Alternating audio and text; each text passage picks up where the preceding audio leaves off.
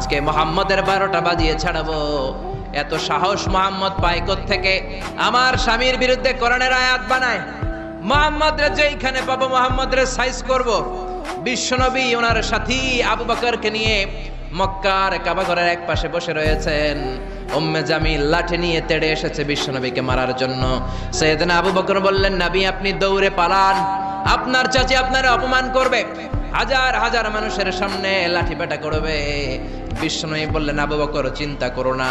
বিশ্বনবী পড়তে আরম্ভ করলেন, ইয়াসিন ওয়াল কুরআনিল হাকীম ইন্নাকা লামিনাল মুরসালিন আলা সিরাতিম মুস্তাকিম। আল্লাহু আকবার।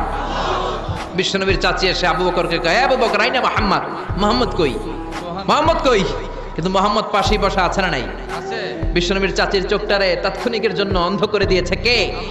এজন্য আল্লাহ বলেন, ওয়া ইযা ক্বারাআতাল কুরআন জাআলনা বাইনাকা ওয়া বাইনাল্লাযীনা লা ইউমিনুনা বিল আখিরাতি হিজাবাম মাসতুরা।